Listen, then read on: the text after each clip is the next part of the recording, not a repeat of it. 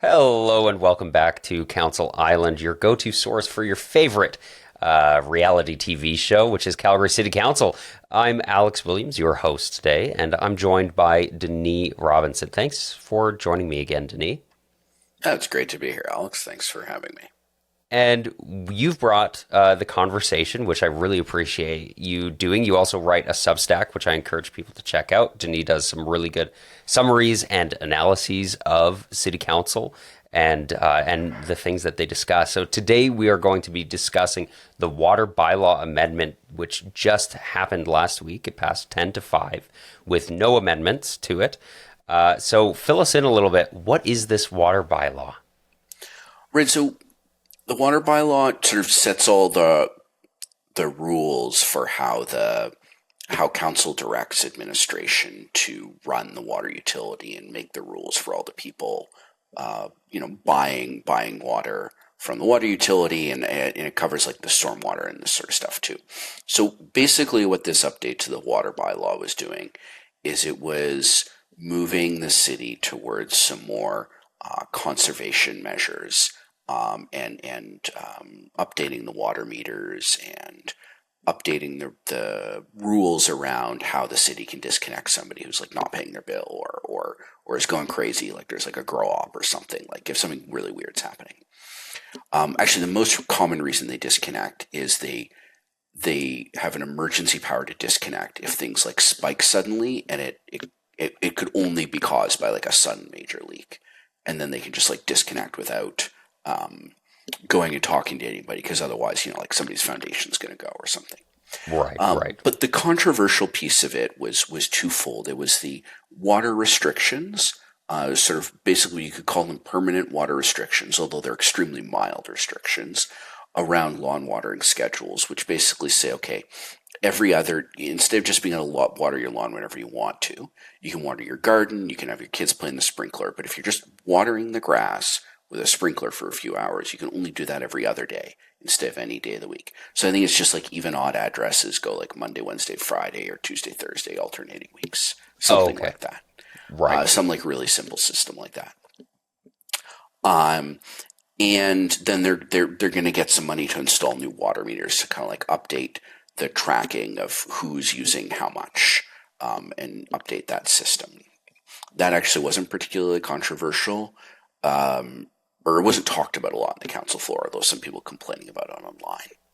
Right, right. I'm assuming based on the cost of Yeah, doing it's that. going to cost a bunch of money, and also Yeah, people don't want, they don't want the government looking at how much water they're using, and that's, the government is already supposed to look at how much water you're using, because it's just like, it's not the government spying on you when like the gas station measures how much gas you're buying, right? Like you're buying water, and they need to measure how much water you're buying so that you know.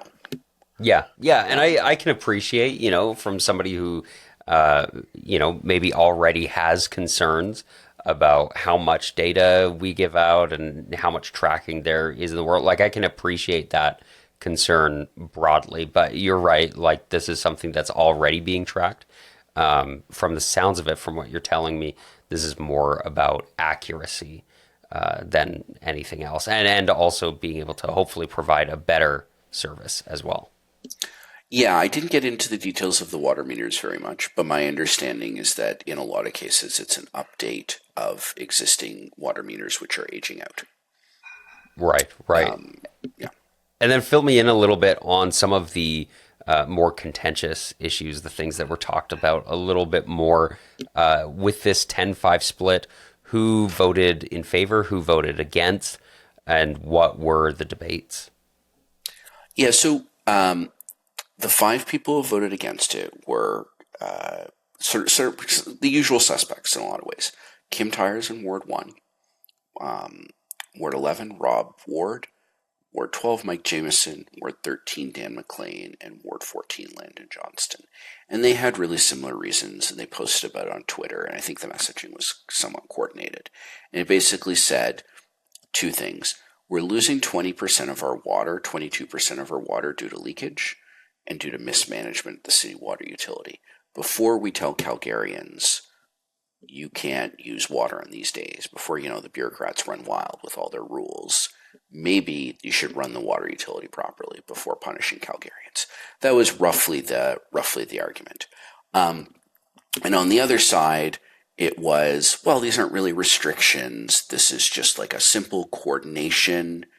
The chair of the Bears Paw Feeder Main Report Committee, Siegfried Kiefer, said this is absolutely something you should do. Neighboring jurisdictions like Cochrane do it. Councillor Chabot, who often votes with the 5 people who opposed it, voted in favor of it, and the reason he gave was quite simple. He said, we're behind neighboring jurisdictions on our conservation methods. Most of them have most, if not all of them, have watering schedules. I think he said that they use it like a little bit more efficiently, like lower per capita use in those jurisdictions. And he said, at some point, the province, which controls our water license, is going to say, what are you guys doing? You can't just waste water in this fairly limited environment, and we're changing your water license. And so Chabot said, we have to get on top of this and do some really basic conservation. Otherwise, we risk having long-term trouble with the province and our water license, which I thought was an interesting argument. And it wasn't an argument that anybody else really engaged with, but he seemed to feel quite strongly about it. And he voted he voted for the motion and against the people who we would see him voting with in a lot of cases. Right. I think that's pretty interesting, especially, like that broader perspective of like we're behind. And if we're messing things up, like the province is going to step in and start managing things for us, which is not only embarrassing, but it's, I think, really severely bad for the city long term. Can you give us a little bit of a high level look at the situation that the city currently finds itself in? I know, everybody knows about the water main breaks, both the local small ones that are often just caused by pipes being old or maybe a root growing into it. I know I've had some of those issues in my neighborhood. But then also the bigger ones that have caused citywide restrictions. Can you tell us a little bit about that? Yeah, so there was a major break in, I guess it was summer 2024 now. The main line from the Bears Paw water treatment plant broke. And then it broke, they fixed it, they did an emergency repair, and then it broke again like a year later, or 9 months later or something. And it's been fixed again, and they're twinning it, so they're building another pipe along beside it, so there's redundancy.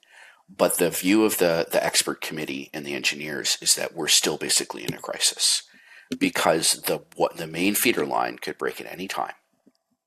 It's highly unstable, and the twinning will not be done for some time yet, a few months, I think. And so at any point, that line could go, and we could be back on water restrictions, as well as whatever damage the break itself causes. Right.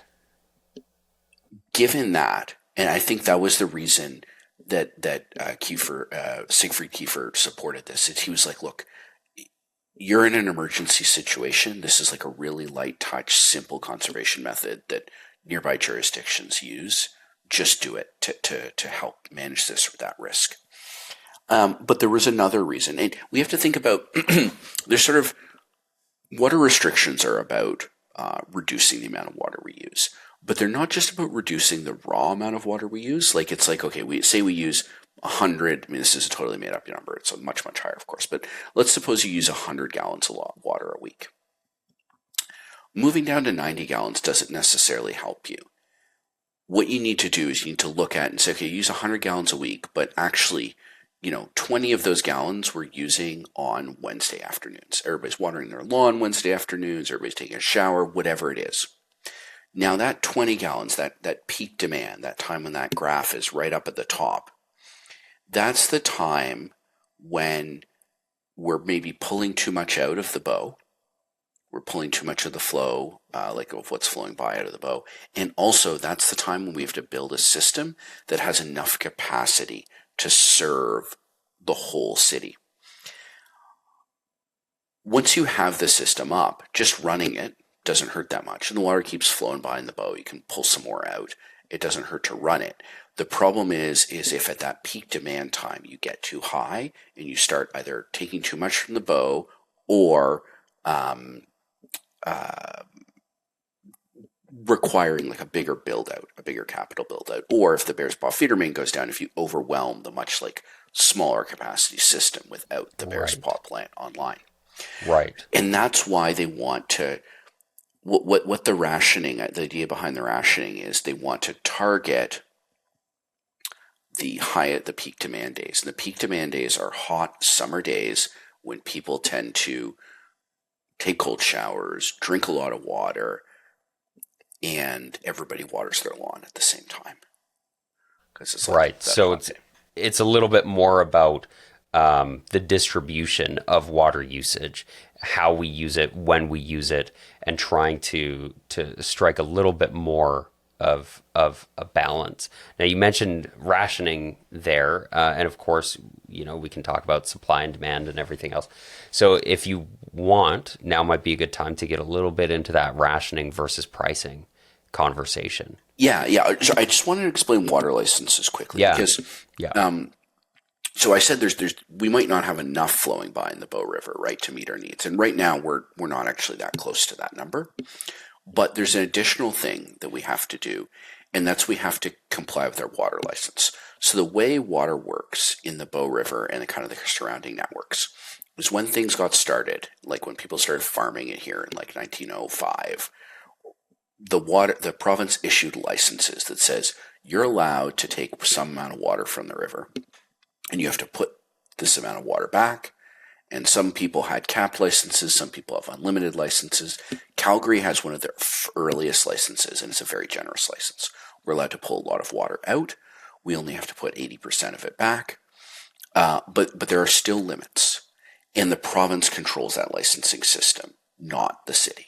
So the province can change the rules, if they want to, of those water licenses. Now, there's two pieces to that, right? There's how much we can take out and how much we have to put back. And the 80% put back, right? If you flush the toilet, it goes back into the thing. If you like have a shower, it goes down the drain, it goes back in. So that's stuff that they can treat and then dump back into the bow. If you water your lawn, it seeps down into the ground. It does not get returned to the bow. Maybe some of it goes into the water table, but it's for the most part, it's going to like seep into the ground, like evaporate, especially if people are watering during the day. A lot of that's just going to evaporate. It's more efficient to water at night. And so the more we're doing this kind of like lawn watering or like filling these private lakes where it just all evaporates slowly over time, you have to fill it more. It's like Lake Bonavista or something. The closer we're getting down to that 80%, like chipping away, so we're not at that 80% like feedback in. And notably, this river runs into Saskatchewan and feeds some number of cities over there. I actually don't know which ones. And so they're not going to be too happy, and they have the legal right to insist that we don't, kind of overuse the watershed. And there's also concerns where the amount coming from the mountains may decline over time because it's being fed by kind of glacial springs, and there's some decline in like the volume of those glaciers over time, and people think that might increase. And then you add into more volatile weather and possible droughts, and there's sort of these layers of risk of ways in which either on the regulatory side with the water license rules not being followed, or on just like the physical water coming down the bow, where we might start to creep up against the numbers. But then Yeah. there's also like the system constraints where we have to pay money to build out the system so that we can use all the water that people want. And it's more expensive to cover that peak demand. But also given the crisis we're in right now with the broken water main and the potentially rebroken water main, it's conservation is like kind of much more serious. There's also a lot of talk about, conservation is something we need to get used to because this problem isn't going away. So let's start with something little and kind of build up. Yeah. On that, I have a quick book recommendation for anybody who wants to learn a little bit more about water, especially in the American West. Cadillac Desert, the American West, and its disappearing water. That's by Mark Reisner, and it's a very good read. It's very interesting as well. despite being about a subject that might not be as captivating to as many people. But if you want kind of a broader perspective on how we use water, because you think about it too.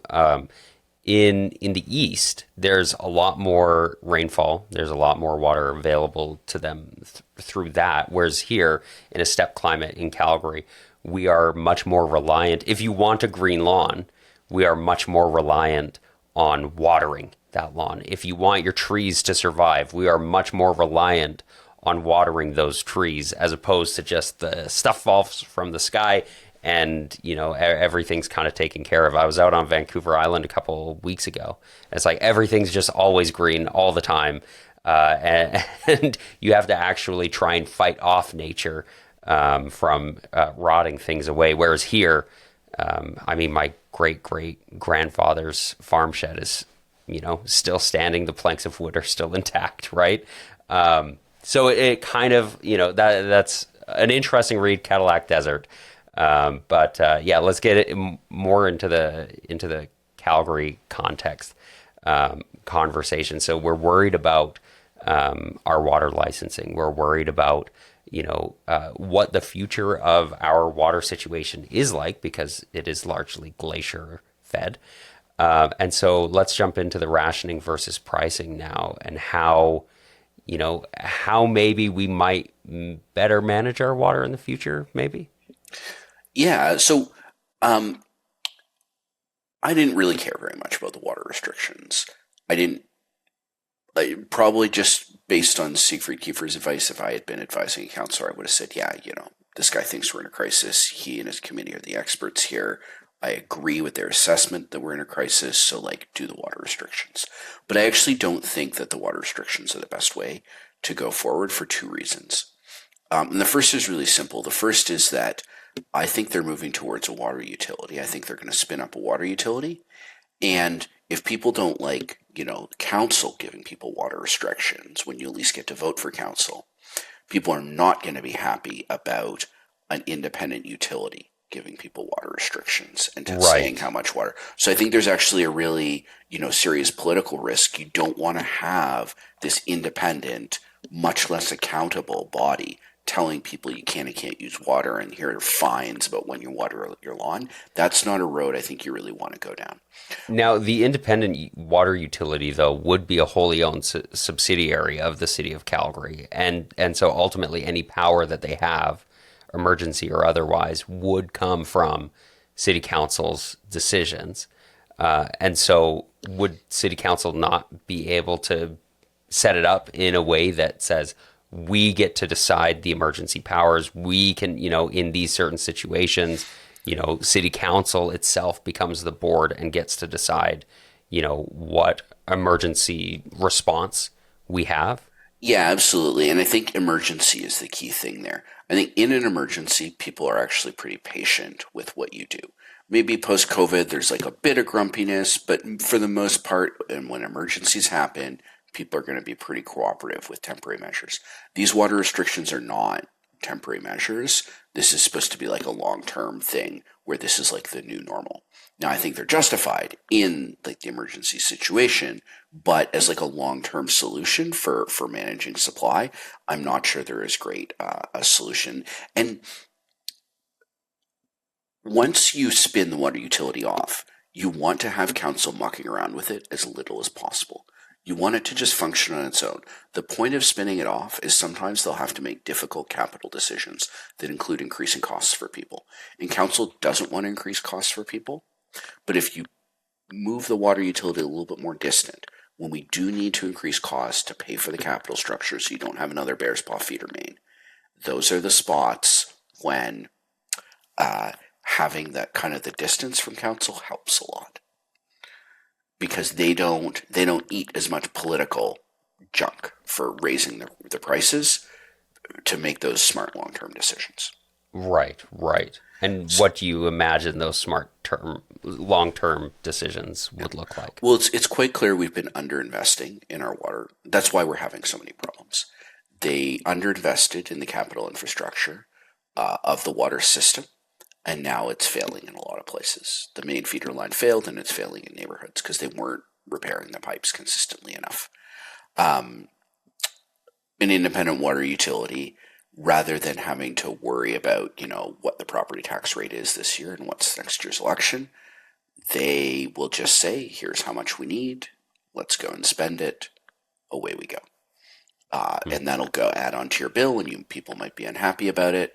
But we've now seen this year and last year what the alternative is to underinvesting in your water system. It's not a good decision. Right. You're kind of wholly professionalizing the utility, the service, and Yeah. they provide. And then you have the oversight be, instead of political, you have it be technical. Right. So right. so you basically pay some engineers and some economists who don't work for the water utility, and it's basically their job to give the water utility a hard time and say, do you really need to spend this money? And the water utility has to sort of prove their case to them at a utility board. Right. There's just more details to the system in that, but that's like the rough way you do it. But this gets us back to, then we have to hop back, right, to the basic issue. We don't have infinite water. We have a finite supply of water. One day maybe we can pipe salt water over the mountains, desalinate it, and energy is so cheap that we can do that, But until that day comes, there are real limits. Mm-hmm. So when you have shortages like that, you have three options. You can use prices, rationing, or queues. Now, we're obviously not going to use queues for water, right? You're not going to be like, oh, okay, like, is it my, take a number, is it my turn to turn on the tap yet? Like, that's not a system that's going to work for anybody. So either you're going to have rationing where, there's a certain amount of water you can use, or you're going to have prices. If you want to use more water, you have to pay more money for it. Now, rationing, we're only seeing the very, very beginning of rationing. And that's why I think only people who are kind of like ideologically frustrated with certain elements of the government are raising, are getting upset about it. Because most people are like, yeah, sure, I can water my lawn every other day. No big deal. Yeah. But if that's your way of controlling water overuse, as Calgary grows and the system gets more constrained, rationing will expand. Mm-hmm. Because there just isn't enough water. So rationing will expand. And now it may take a very long time. It may take decades for rationing to really have to ramp up. I don't actually know the numbers and the projections, and there's a high degree of uncertainty because we don't know what the watershed's going to look like in reaction to climate and weather events. Right. But at a fundamental level, slowly rationing will have to ramp up. I do not think that's a good idea. And the reason I don't think that's a good idea is that, well, in this particular case of very targeted rationing, we do know that on peak demand days, a lot of people water their lawns, and a disproportionate amount of the peak demand is that kind of not particularly necessary midday lawn watering that could be done at night or could be spread out over the week with some. Most water use is much more complicated than that. There's the business using it for some manufacturing, and you don't know how easy it would be for them to go at night instead. And there's the person, how easy would it be for you to take a shower at a different time? The government doesn't know all these details. Individuals know how big a cost it is for them to move their water usage around or cut their water usage back or put on some new high efficiency nozzles in various places. Right. Yeah. That's why I like pricing, because instead of the government trying to guess where it's most efficient to cut back, you just have people and businesses make choices. And so I would much rather what we did is we set prices. And now there's a little bit of a hiccup here. And the hiccup is that you don't want to say to people, you don't want to say to a low income family of 5, well, you guys use a little bit more water than average because there's 5 of you and showers and whatnot. So we're going to start really ramping up your bill. So what you want to do is sort of have a base per capita, low priced water bill of, your first X amount of water based on number of people in the household is cost something, but it's not super expensive. But then everything beyond that steadily ramps up in cost, both in terms of the quantity of water consumed by that household or business and based on time of day. So if you use water in the middle of the night when nobody else is using water, that's not a big deal. The system can handle it really easily. The marginal cost of you using that water is probably basically zero. But if you're using water, if you're having a shower and putting your sprinkler on and, running a bunch of water into your production line at the soda factory, whatever it is, during the peak demand day of the year, that's really like limiting your system. And it's actually adding a lot of cost to the system. Because remember how we said that the peak demand is what forces you to build out the system? Water infrastructure is expensive. A new water treatment plant costs like $1 billion or a couple $billion dollars. And then the feeder main to it, and then the operating expenses. The more you can push peak demand down and spread your demand out, the less you have to build out your system. And so once again, Siegfried Kiefer made this point. He said, look, this body has a responsibility to make sure that Calgarians aren't paying more for their water than they need to. And when we drive up peak demand, we make ourselves build out this really, really expensive capital infrastructure, and then everybody gets that added to their bills, even if they weren't contributing very much to the peak demand. And so that's why you need to have a combination of time of use and also an escalator on the price. And then people will make their decisions about where it makes the most sense to conserve water. Do they change their behavior? Do they get a more efficient nozzle for something? Do they water less frequently? Do they buy a rain barrel? Does a factory run its production lines at slightly offset times? Right. Or do they eat the cost? Do they say, actually, that's worth it. I'll pay that. Exactly. And then you have a market response, and you don't get into this inefficient rationing behavior that also has public trust costs because people don't like being fined by bylaw officers. It makes them less willing to comply with other cases where you need the government to come in and say, you must do this. I don't care if you don't like it, you must do this, right? They have like a limit to how often you can say that to them. And so, it removes that. It removes the costs of enforcement, right? Bylaw officers and tickets and the court system to enforce all that. That's a cost that is quite inefficient to have to impose on the system. You could just increase people's water bills if they use a lot, and you already have the billing system in place. There's no extra bylaw officers. There's no, trouble with the enforcement. And also people don't like realistically, the bylaw officers are not really going to be able to enforce this. So it's going to be report only. So it's going to be a case of like, which neighbor ratted on me? Nobody likes that. That's like not a good system. And then the people who are following the rules look around and be like, well, do I rat people out to 311, or do I just accept that, I'm following the rules and conserving water and my neighbors aren't? Like, neither of those are appealing options. Or maybe I say like, well, nobody else is following the rules, so what do I care? Yeah, I won't follow them anymore either. Yeah, so and I think this is the piece that I think some people on the left didn't really get, was that they sort of thought, like this seems like a reasonable way to ration it. It's not a big deal. The people on the right, like Landon Johnston and Mike Jameson, they did these like bogus surveys where they like sent a Google Doc out to, or Google form out to like all their supporters, and then 95% of them said they hated water restrictions. Counselors doing their own surveys is always a fantastic idea. They get really high quality data every time. Yeah, and Landon would put it out, not saying I want to hear your opinion. It'd be like, speak up so that the evil commies don't. I mean, it wasn't that flagrant, but so. But there are a bunch of people who look at that and say, what are you doing? I don't want you telling me when I can and can't water my lawn. That's government overreach. And they just have like an intuition that that's very heavy-handed. And I think because this particular case of rationing isn't very heavy-handed, it's easy to dismiss it, but there is like it can get more heavy-handed over time. And so I would rather just start with the market mechanism. And the other point is that some folks on the right correctly point out that market mechanisms are more efficient at dealing with this, so you should just use them. Yeah. No, and I think those are really important points, to kind of look at this as a bit of a look at what's to come, right? This is a really small, simple thing that you can do, right? It's just like when you go and renew your car registration, right? Because my last name begins with a W, I go and renew my car registration in December, right? That's just what we do. Okay. That's the way that we organize it, right? To try and manage so that everybody is kind of set out at different points in the year, right?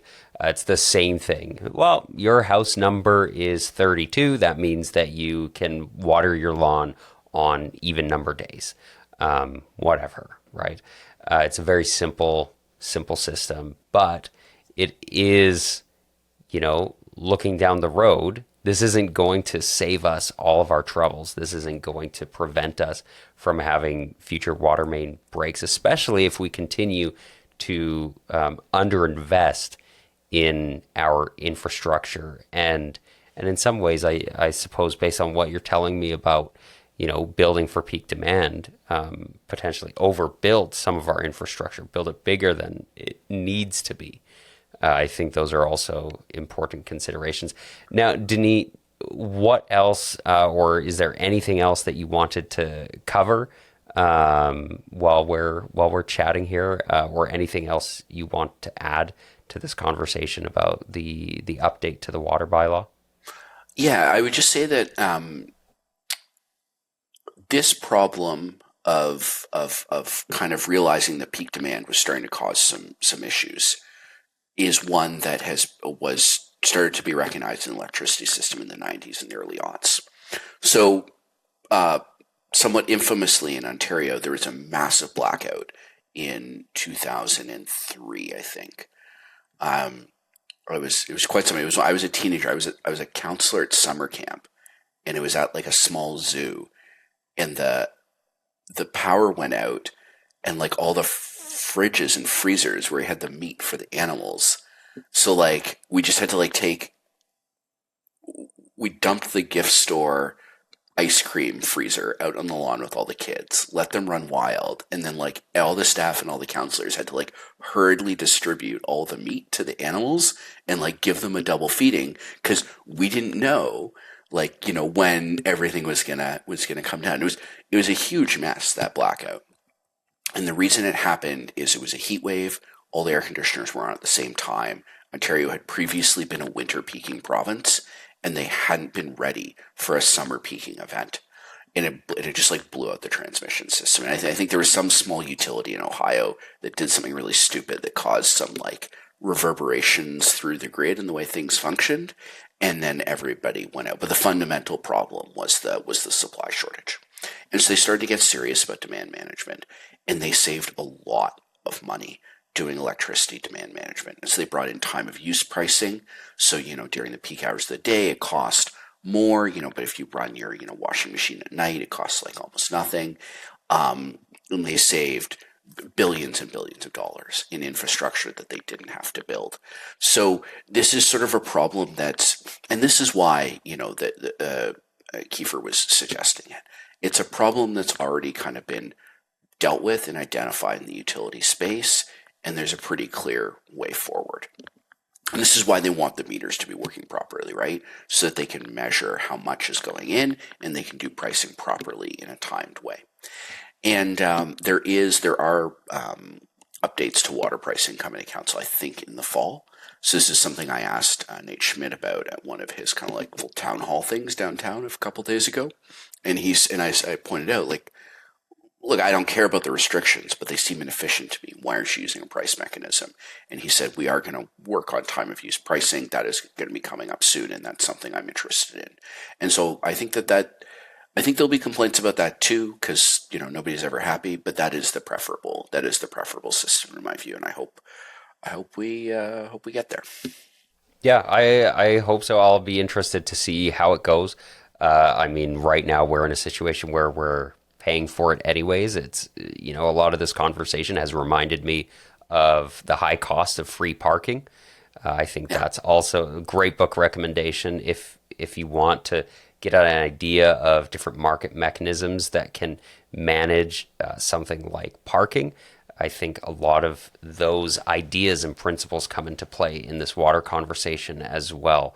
Denis, I think we'll wrap it up there. I think. I wanted to say one more unless thing. you have something else to add. Yeah. Really quickly, I just realized one of the concerns about water pricing is always that people who are barely making ends meet, or people who are in affordable housing, if you start making the bill like much more price sensitive, depending on their needs and time of use, their bills may go up a lot. And that's a real concern for people, and understandably so. And my answer to that just is, usually when you subsidize people through the utility system, for every $1 you're sending to somebody in need, you're sending $5 or $10 to somebody who's quite wealthy and can afford to pay a higher water bill. So I agree that you're going to need to have low income supports, but if you had a program that says for every dollar we add to welfare, or every dollar we add to AISH, we're going to cut corporate taxes by $10, like that's not where you want to be at. And that's what you end up happening if you try to help low income people through the utility system, unless it's like very targeted. And so it's not a good objection to time of use prices or something. Yeah, yeah, and I mean we see that in our transit system as well. Every time fares go up, people have concerns about how that's going to affect the lowest income people, and that's why things like low income transit passes are critical, is because it can help offset some of that. But of course, for somebody like me, I have steady work, I have a good job. I can afford to pay for the full transit pass. I can afford to pay for the $4 ticket price. And I think it's important that we have other places and other ways that we subsidize and support people who cannot, right? I'm happy to pay extra into the system, and I'm happy to have other people be subsidized. I don't need those subsidies, right? So yeah, I appreciate this conversation. I appreciate your insights on it. I'm glad that you were paying attention to council and can kind of transmit some of what happened to us. I think it's difficult and frustrating when, we only hear things through the Whisper network. So I appreciate that. And we've got some interesting things coming up about transit. The Route Ahead update is being presented at the Infrastructure and Planning Committee on Thursday. So hopefully we bring you guys an episode on that so that you know what's going on. I'll be down at City Hall on Thursday talking about it. And hopefully drumming up some more support for transit. I think that's been one of the areas where this city council has actually been interested in providing some additional funding, which is desperately needed by our transit network as well. So again, Denis, thank you for joining me, and we will see you all next time.